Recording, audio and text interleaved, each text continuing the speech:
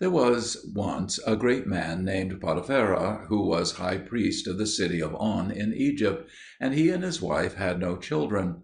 One day he went into the temple to offer sacrifice, as was his custom. He went alone, and when he entered the great courtyard of the temple, in the middle of which stood the altar, he was astonished to see a little child lying upon the altar. Without waiting to offer his sacrifice, he hurried back to his wife. "What is the matter," said she, "that you come back so hastily?" "I have seen a wonderful thing," he said. "The gods have given us a child. The gates of the temple were locked, so that no one could get into the court, yet there is a child there lying on the altar." "What say you?" said his wife. "What can be the meaning of it?" So they both hastened to the temple, and when Potapera opened the door of the courtyard, they saw, partly at least, how the wonder had happened. For now there was an eagle perched upon the altar with its wings spread out over the child it was a little girl, quite newly born to protect it. They guessed that it was the eagle that had brought the child, but of course they could not tell whose it was. It was wrapped in swaddling clothes, and these Potapera's wife kept carefully by her, for she thought the time might come when they might be recognized by the parents of the little child, and indeed, years afterward, this proved to be the case. In the meantime Potapera and his wife kept the child and brought her up and treated her as their daughter, and they called her Aseneth. She grew up to be very beautiful. She was quite unlike an Egyptian girl, and might have been taken for a Hebrew maiden, tall as Sarah and lovely as Rebekah or Rachel, so beautiful, in fact, that all the sons of the princes and nobles of Egypt were in love with her, and even the son of King Pharaoh himself said to his father, "Give me Aseneth, the daughter of Potapera, to wife." But Pharaoh said, "Nay, my son, she is not of your rank. You must marry a queen. Remember, the daughter of the king of Moab is affianced to you." But besides being very beautiful, Aseneth was exceedingly proud. There is not a man of all the young nobles whom she would hear of, much less look at. Indeed, hardly any man in Egypt, except her own father, had ever seen her face, for she lived apart with the maidens who waited on her, in a lofty tower which her father had built specially for her. It was really a noble palace, with 10 great rooms, one over the other. The first room was paved with porphyry and lined with slabs of coloured marbles, and the roof was of gold, and it was a kind of chapel for Aseneth. It had golden and silver images of all the gods of Egypt, and Aseneth worshipped them and burnt incense to them every day. The second chamber was Aseneth's own. In it were all her jewels and rich robes and fine linen. In the third were stored the provisions of the house, and every delicious fruit or sweetmeat that could be got from any part of the world. The other 7 chambers belonged to the 7 maidens who lived with Aseneth and tended her. They were all of one age and as fair as the stars of heaven, and Aseneth loved them dearly. But to come back to Aseneth's own chamber, which was the most splendid of all, it had 3 windows, one looking out upon the garden of the tower towards the east, and another towards the south, and the third towards the high road. Opposite the eastern window stood a golden bed with a coverlet woven of gold and purple and fine linen. And no one but Aseneth herself had ever even sat upon that bed, so magnificent and so sacred was it. Besides all this, the tower had all around it a garden with a high wall of squared blocks of stone. The gates, there were 4 of them, were of iron, and each was guarded by 18 stalwart men in armour. The garden itself was full of shade trees, bearing splendid fruit, and there was a springing fountain at one side of it, whose water ran first into a marble trough, and then out of that into a stream which watered all the garden and kept it fresh and green. Here Aseneth lived until she was 18 years old, beautiful and proud, and caring for no one except her father and mother and her 7 maidens. Now the year in which she became 18 was the first of the 7 years of plenty, of which King Pharaoh had dreamt in the dream of the 7 cows and the 7 ears of corn, which is written in the Bible. And Joseph was now travelling over all the land of Egypt to gather together corn to store up against the 7 years of famine which were to follow the 7 of plenty. And upon a certain day at harvest time, Potapera and his wife, who had been away at an estate which they possessed in the country, returned to the city of On. And no sooner had they done so than they received a message from Joseph, saying, "Let me come and rest at your house during the heat of the day." Whereupon Potapera was greatly rejoiced, and thanked the gods for the honour which Joseph did him by visiting him, and ordered a great banquet to be prepared. Just at this time Aseneth, who had heard that her father and mother were returned, came to meet them. She had put on her most beautiful robe, of linen woven with gold, and a golden girdle, and necklace and bracelets of precious stones, upon which were engraved the names of the gods of Egypt. And she had a golden diadem on her head, and over it a delicate veil. She hastened to meet her father and mother, and they rejoiced at her wonderful beauty, and made her sit by them, and showed her the gifts they had brought to her from the country: grapes and figs, pomegranates and fresh dates, and young doves and quails for her to tame, to her great delight. Then her father said to her, "My child, sit here with us. I want to speak to you." So she sat down between her father and mother, and her father took her hand and kissed her, and said, "My darling child, do you know that Joseph, the lord of all this land, the man who is going to save the country from the famine that is coming, the man whom Pharaoh trusts and honours above all others, is coming to this house today? What would you say if I were to offer to give you in marriage to him, to live happily with him for the rest of your life?" Then Aseneth was very angry. She blushed as red as fire, and darted an ugly glance at her father sideways, and said, "How can you talk to me so, father? Would you give me to a creature like that, the son of a Canaanitish labourer, who has been in prison, yes, and sold as a slave, and only got out of prison because he contrived to explain a dream of Pharaoh's for all the world like the old women? Certainly not. If I marry anyone, it will be Pharaoh's eldest son." So Potapera, disappointed as he was, said no more, and Aseneth hurried away to her own chamber. But she looked out of the window. As she went out, there ran in a young man, one of Potapera's servants, and said, "My lord, Joseph is just stopping before our gates." So Potapera and his wife and all their retinue rose and went forth to meet Joseph, and the gates of the court towards the east were thrown open, and the chariot drove in, drawn by 4 milk-white horses with harness of gold, and in the chariot stood Joseph, clad in a tunic of white linen, and a blood-red mantle shot with gold.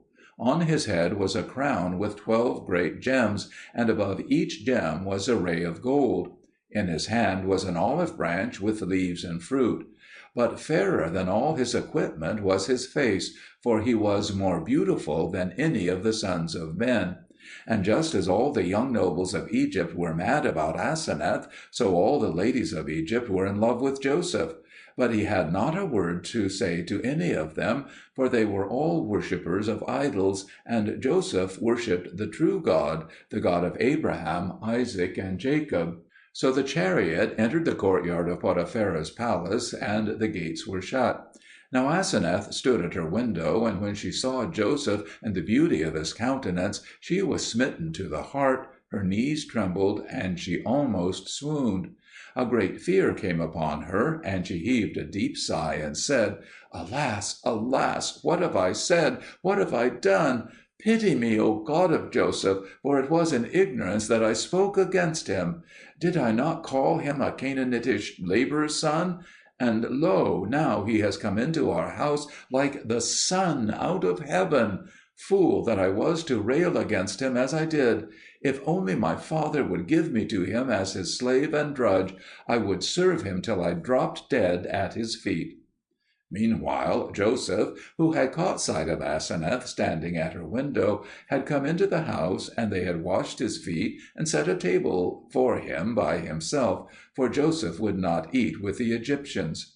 And he said to Potapera, "Who was the woman whom I saw looking out of the window when I came in? Some stranger? If so, she must leave this house." "Nay, my lord," said Potapera, "she is our daughter."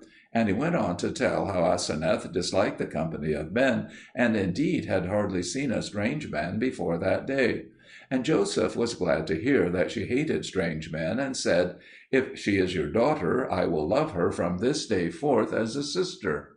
Accordingly Aseneth's mother went and fetched Aseneth, and she greeted Joseph, and he her. Then said Potapera, "Come near, my child, and kiss your brother." But when she drew near, Joseph put out his hand and thrust her away, and spoke thus, "It is not right for one who worships the living God, and eats the bread of life, and drinks the cup of immortality, to kiss one that praises with her lips dead idols, and eats the bread of death from their tables, and drinks the cup of deceit." At these harsh words Aseneth was bitterly grieved. She shrank back and looked piteously at Joseph, and her eyes filled with tears. And when he saw how hurt she was, Joseph, who was full of kindness, raised his hand over her head and blessed her, praying that God, who gives life to all and brings us out of darkness into light, might give life and light to her soul, and number her among his chosen people, and bring her into the everlasting rest which he has promised to them. So Aseneth went back to her chamber full of mingled joy and sorrow, and she cast herself down on her bed and wept. And that same evening Joseph left the house of Potapera and set forth on his journey again. "But," said he, "I will come back to you in 8 days' time." Potapera also and his wife and their servants went back to their country house, and Aseneth and her 7 maidens were left alone. And the sun went down, and all was quiet. 2.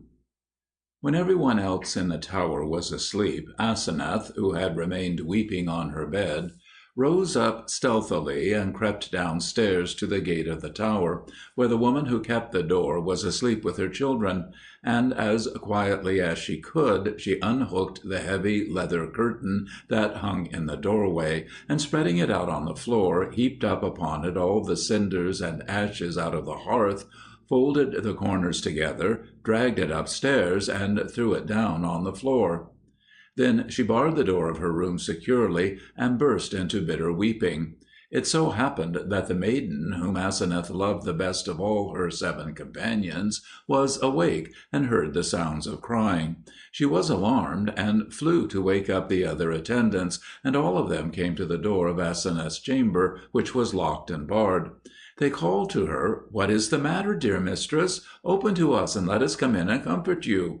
But Aseneth answered from within, "It is nothing but a violent headache. I am in bed, and too tired and ill to get up and open the door. Go back, all of you, to your beds. I shall be well tomorrow." So they dispersed to their rooms. And when they were safely gone, Aseneth got up and opened the door of the room in which she kept her dresses and jewels, taking care to make no noise. And from among all her robes she chose out a black one, which she had worn years before, when the only son of Potapera had died. And she cast off her royal robe and her diadem and veil and girdle, and put on the black robe and girded it with a rope. Next she went to the shrine, wherein stood all the golden and silver images of her gods, and took them and threw them out of the window, for the wayfarers to pick up. And she took the supper that had been laid out for her of all manner of delicate meats, and threw that into the highway for the dogs to eat. And she emptied the ashes out of the leather curtain upon the floor, and she let down her hair and cast some of the ashes upon her head. She smote her breast and wept, and thus she sat in silence and misery till 7 days and nights were accomplished. And on the morning of the 8th day, when it was just dawning, and the birds had begun to twitter in the trees of the garden, and the dogs to bark at the passers-by, Aseneth raised herself a little from her crouching posture among the ashes, and turned herself to the window that looked towards the east. She was faint and ill and weary from her long fasting and watching. Her tongue was dry as horn, her eyes were glazed, and her fair face was haggard. She bent her head down and clasped her hands together, and crouched down again among the ashes, and said to herself, "It is all over. I have no one to turn to now. My father and mother will cast me off, for I have dishonoured their gods. They will say, 'Aseneth is no daughter of ours.' My kindred will hate me, and all the youths whom I have despised and rejected will rejoice at my humiliation. And Joseph will have nothing to say to me, because I am a foul worshipper of idols.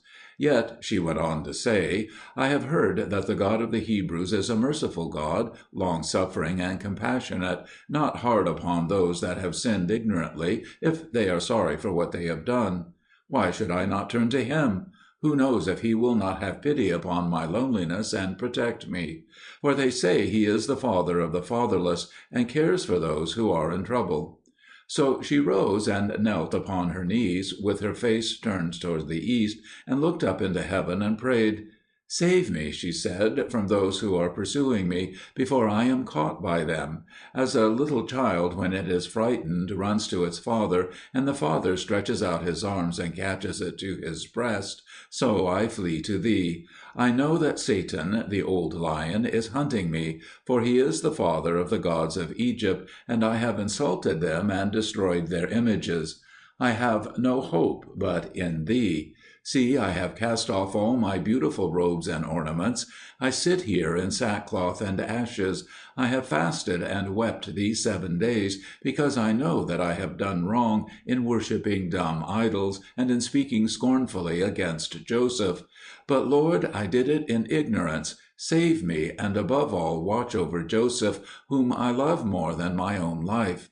Keep him, Lord, in safety, and let me be his handmaid and his slave, if thou wilt, so that I may minister to him all the days I have to live."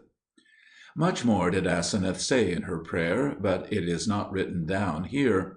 When she had ended, the morning star was just coming up in the east, and Aseneth rejoiced when she saw it, and said, "Can it be that God has heard my prayer, and that this star is the herald of the light of the great day?" Then in that part of the sky where the star was shining, there opened a little cleft in the heavens, and a bright light shone out of it, so dazzling that she fell on her face upon the ashes. And in the next instant there stood over her a man who was all flashing with light, and he called to her, "Aseneth, rise up." "Who can this be who calls me?" she said. "My door is barred, and the tower is high. No one can have come into my chamber." So she did not look up. But the man called her again, "Aseneth, Aseneth." And at last she answered, "Here I am, Lord. Tell me, who art thou?" He answered, "I am the prince of all the army of heaven. Rise up and stand on your feet, and hear my words." Then for the first time she looked at him, and saw that he was in all things like Joseph, with royal robe and crown and sceptre; but his face and hair and hands and feet were bright like the sun, and his eyes pierced like lightning. And again she was afraid, and fell on her face. But he said, "Do not be afraid. Hear what I am come to say to you." Thereupon she rose and stood up, weak as she was, and he bade her go into her inner chamber, and put off her black robe, and the sackcloth and ashes, and bathe herself in clear water, and array herself in the noblest of her robes, and come back to him. Now when this was done, and she had returned to him, fresh and beautiful as formerly, he spoke kindly to her, and blessed her, and said, "God has heard your prayer. He has looked upon your sorrow and tears, and has forgiven your sin. Be of good cheer, for your name is written in the book of life, and shall no more be blotted out. From this day forth you shall eat the bread of life, and drink the cup of immortality, and be anointed with the oil of joy. And a new name shall be given you, even the name of the city of refuge. For as you have come to God for refuge, many shall in like manner come to him through your example by repentance." And now, behold, this day I shall go to Joseph and tell him that which has befallen you, and he shall come to you this very day and make you his bride. Make ready, therefore, and array yourself in the bridal robe that is laid up in your chamber, and put upon you all your elect ornaments, and prepare yourself to meet him." When Aseneth heard this joyful news, she fell on her face at the feet of the messenger, and gave thanks to God. "And," said she, "my lord, stay yet a little while, I pray you, and sit upon this couch, and I will set a table before you, and bread, and you shall eat. And I will bring you wine, old and fragrant, and you shall drink, and so go on your way." For she did not know that it was an angel who had come to her. And he said, "I will do so. Hasten, therefore, and make ready."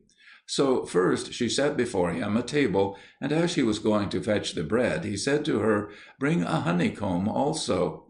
But at this she stopped, and was troubled in her mind, for she knew that there was no honeycomb in her storeroom. "Why do you stop?" said the angel. "Sir," she answered, "let me send a boy to the farm which is near by, and he shall fetch you a honeycomb in a moment." "No," said he, "you need only go into your storeroom, and you will find one upon the table. Bring that to me." "Sir," she answered, "I know that there is none there." But he said, "Go, and you will find it." She went therefore and found the honeycomb, as he had said. It was large and as white as snow, and full of honey, and the smell of it was as the breath of life. She wondered greatly, but she would not delay, and she brought it out and put it on the table before the angel. Then he called her to him, and as she moved towards him, he stretched out his right hand over her head, and again she was afraid, for she saw sparks and flashes of fire coming from it, as if it were of heated iron, so that she gazed upon him earnestly in astonishment. But he smiled, and said, "You are blessed, Aseneth, for you have seen some of the secret things of God. It is of this honeycomb that the angels eat in paradise, and the bees of paradise have made it of the dew of the roses of life in the garden of God, and whosoever tastes it shall not die forever." Then he put forth his right hand, and took a piece of the honeycomb, and tasted it, and gave a portion to Aseneth, and she ate it. And he said, "Now you have received the food of life, and your youth shall know no old age, and your beauty shall never fade." And again he stretched forth his right hand, and drew his finger across the honeycomb from the east side of it to the west, and from the north side to the south, and where his finger touched it there was left a track of the colour of blood. And immediately there came out of the honeycomb a multitude of bees. They were white like snow, and their wings were purple and scarlet, and they swarmed about Aseneth, and made honey upon her lips. Among them there were some that made as though they would have stung her, but these the angel rebuked, and they fell to the ground dead. But after a while the angel said to the bees, "Go to your place." And at that they rose up in a swarm, and flew out of the window and up into the sky. Then he touched with his rod the dead bees upon the floor, and said to them, "Go ye also to your place." And they came to life, and flew out of the window, and settled upon the trees in the garden of Aseneth. And for the third time he stretched out his hand, and touched the honeycomb upon the table, and straightway there burst forth a flame, and consumed the honeycomb, but upon the table it left no mark, and the sweet smell of the burning filled all the chamber. Then said Aseneth, "Sir, I have 7 companions, maidens who have been brought up with me, and I love them as sisters. May I not call them, and you shall bless them as you have blessed me?" So she called them in, and made them stand before the angel, and he blessed them. And thereafter he said to Aseneth, "Take away the table." And as she turned aside to lift it, he was gone. But through the window she saw in the sky a chariot and 4 horses shining like fire, going into the heavens towards the east, and the angel standing in the chariot. Then she said, "Ah, foolish that I am! I knew not that it was an angel out of heaven that came into my chamber. And now, behold, he is going back into heaven to his own place. Pardon me, my lord, and spare thy handmaid, for it was in ignorance that I spoke so boldly before thee." While she was still wondering, there came a messenger, and said, "Joseph, the mighty one of God, is on his way hither." And immediately Aseneth sent for the steward of the palace, and bade him prepare a great banquet, and make all things ready. But she herself, remembering the words of the angel, went into her inner chamber, and adorned herself as a bride in shining robes, and upon her head she put a crown of gold, which had in the midst, over her forehead, a great jacinth stone, and 6 other precious stones round it. And she covered her head with a veil of wonderful beauty.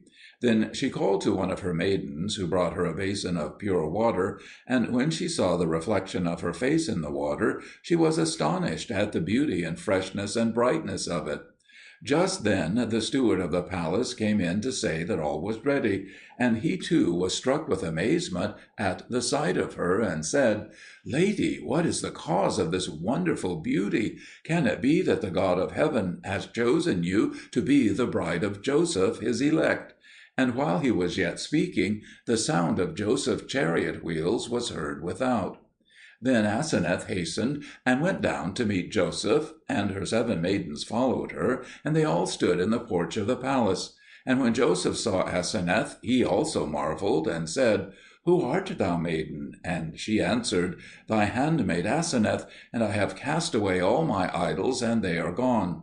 And she went on and told him of the coming of the angel to her. And he rejoiced.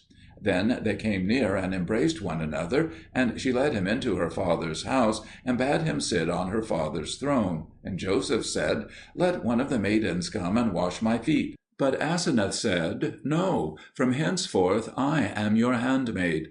Your hands are my hands, your feet are my feet, and your soul is my soul. None other shall wash your feet but I." So she compelled him, and washed his feet. And after that he kissed her again, and made her sit down beside him on his right hand. And as they were talking together, Potapera and his wife and their household entered the palace, having returned from the country. And they were amazed, and rejoiced at the sight of Joseph and Aseneth. And when they learned all that had happened, they rejoiced yet more. And Potapera said, "Tomorrow I will call together all my kinsfolk, and prepare your marriage feast." But Joseph said, "Nay, but I will go first to Pharaoh, and speak to him concerning Aseneth, that I may take her to wife, for he is to me as a father."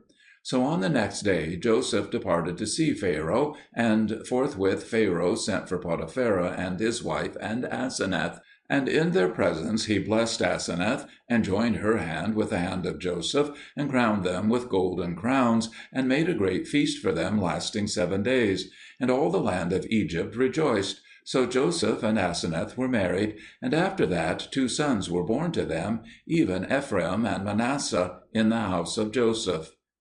3. Now when the 7 years of plenty were over, the years of famine began, and Jacob and his sons came to dwell in Egypt in the land of Goshen, as it is told in the Bible. Then Aseneth said to Joseph, "Let me go and see your father and greet him." So Joseph brought her to Jacob, and his brethren met him, and did him obeisance at the door of the house, and they entered in. And when they saw Jacob, who was sitting upon his bed, Aseneth was struck with amazement at the sight of him, for he was noble to look upon. His head was white as snow, his beard was long, flowing over his bosom, his eyes were bright and flashing, and his muscles and limbs were those of a giant. And Aseneth fell on her face before him, and Israel said, "Is this thy wife, my son Joseph? Blessed shall she be of the Most High God." Then he called her to him, and she fell on his breast, and he kissed her, and they rejoiced together. After that he inquired of her concerning her parents, and Aseneth told him how an eagle had brought her and laid her upon the altar of the temple of On, and she showed him the swaddling clothes in which she had been wrapped. And Jacob knew that they belonged to his own daughter Dinah, and thus it was made known to him that Aseneth was of his own race, and he was the more glad. And when they departed from him, Simeon and Levi accompanied them, with the other sons of Leah and Rachel. But the sons of Bilhah and Zilpah would not go with them, for they hated Joseph. And of all Joseph's brethren, Aseneth loved Levi the most, for he was a prophet and a seer, and could read the signs of the stars of heaven. Now it happened that as they were on their way to visit Jacob, the eldest son of Pharaoh was on the city wall, and he saw Aseneth and loved her immediately, and could think of nothing but how he might make away with Joseph and take Aseneth for his own wife. And after a few days he sent secretly to Simeon and Levi and said to them, I know that you are mighty men, and that with your 2 swords alone you defeated the men of Shechem and overthrew their city. I have sent for you because I wish to make you my friends, and if you will do what I ask you, I will give you riches and lands and houses, in a word, all that you can desire. Now, what I would have you do is this. You must know that I have been bitterly wronged by your brother Joseph. He has married Aseneth, who was betrothed to me long ago. Join with me, therefore, and help me to kill him, and I will take Aseneth to wife, and you shall be my brothers. If you refuse, I will slay you." And with these words he drew his sword and flourished it at them. At this Simeon, who was a man of hot temper, was enraged, and would have drawn his own sword and cut down the prince. But Levi, who could read his thoughts, trod upon his foot, and made signs to him to be quiet, and whispered, "Why be angry with this fellow? We are God-fearing men, and must not render evil for evil."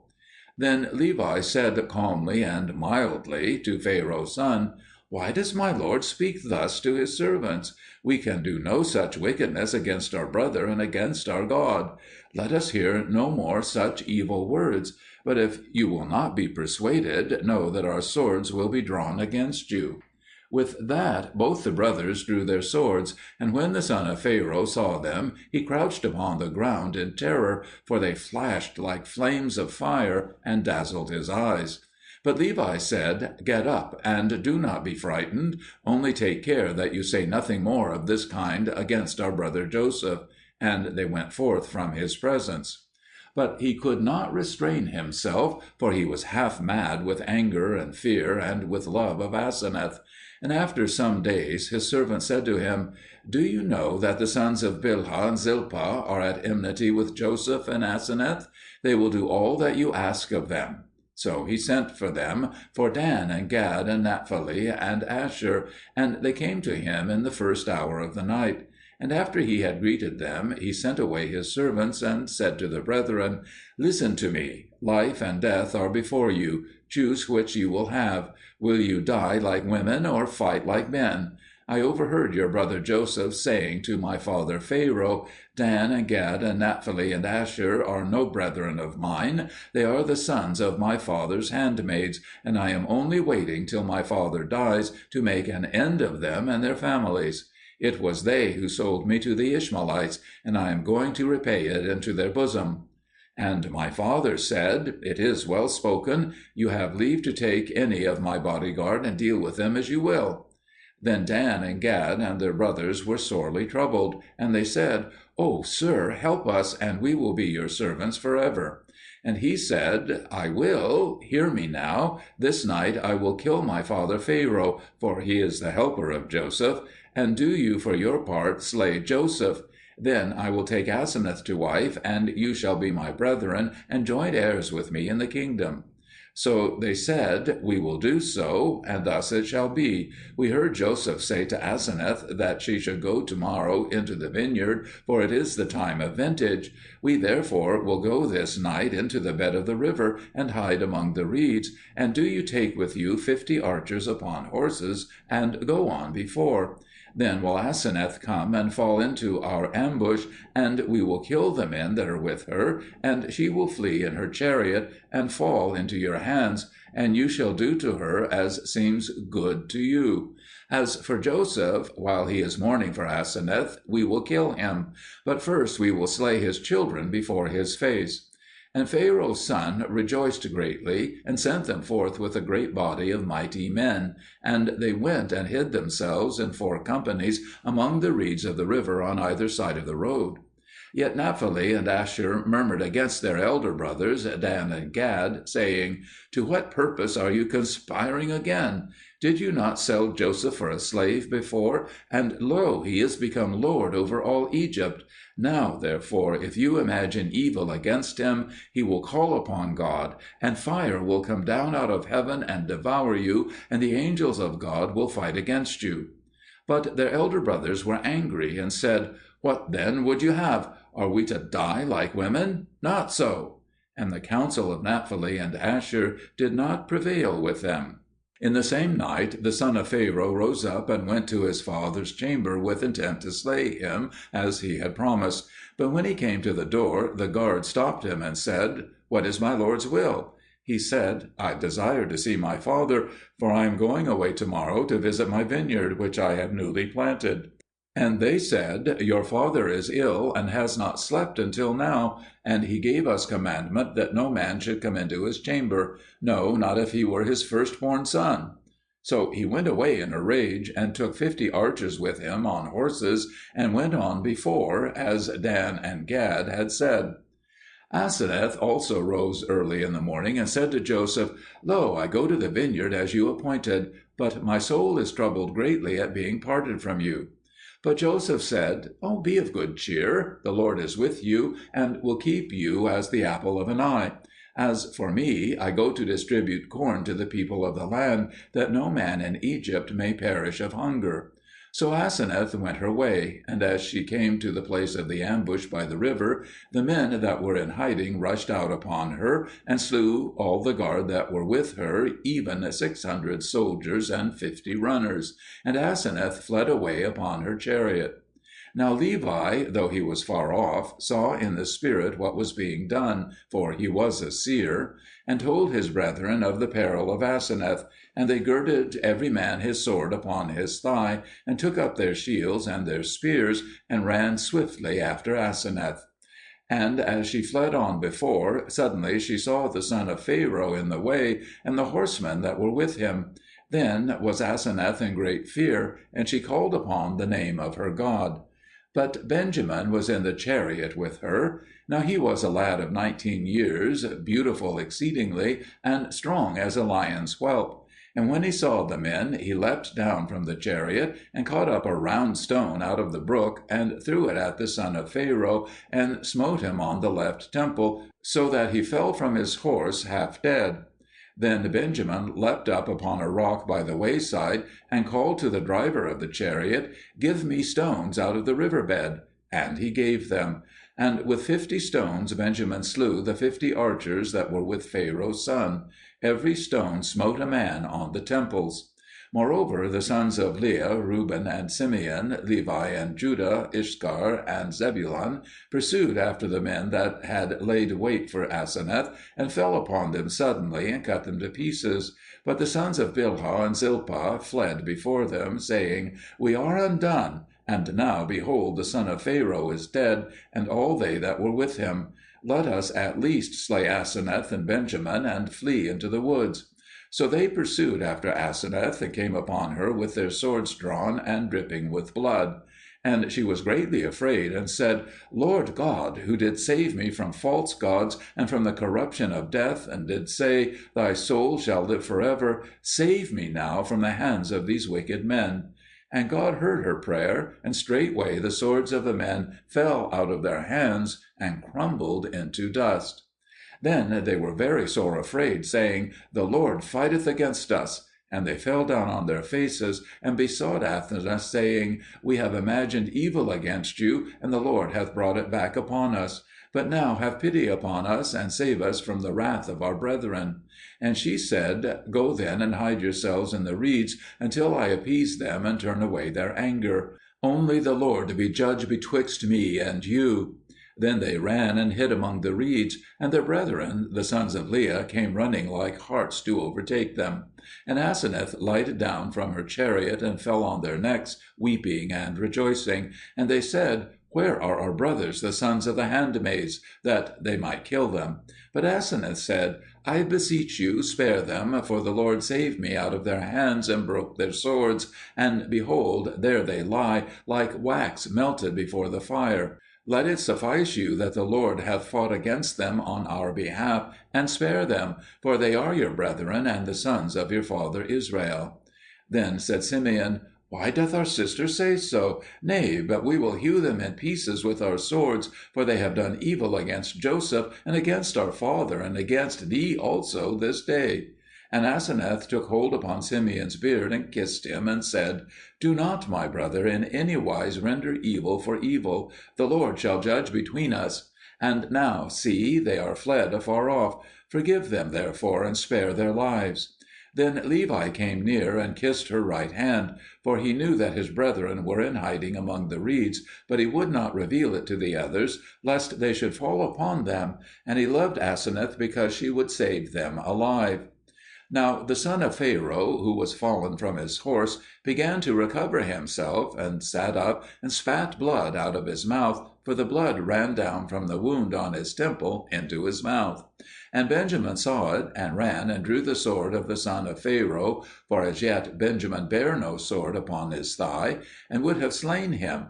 But Levi hastened and caught his hand, saying, "It is not right for us that fear God to trample upon him that is fallen, or to afflict our enemy to death. Put back the sword into its place, and help me, and we will tend his wound, and if he lives, he shall be our friend." Then Levi helped up the son of Pharaoh from the ground, and washed the blood from his face, and bound up his wound with a bandage, and put him upon his horse, and took him to Pharaoh his father, and told him all that had happened. And Pharaoh rose up from his throne, and blessed Levi. But on the third day after, the son of Pharaoh died of his wound. And Pharaoh mourned sore for his firstborn son, insomuch that he fell sick and died, being 109 years old, and left his crown to Joseph. And Joseph reigned alone in Egypt 48 years, and thereafter gave the kingdom to the younger son of Pharaoh, who was a suckling child when his father died. And thenceforth Joseph was called the father of the king throughout all the land of Egypt.